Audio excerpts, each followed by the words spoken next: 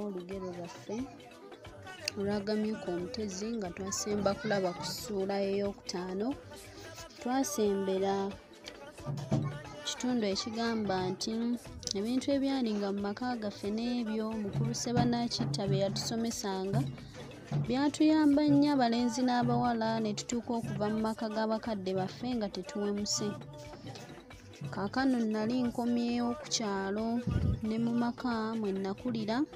ne kimpa omukisa okuddamu okubirowoozaako mu ngeri yennyini gye baabitugambangamu nga tukyali bavubuka.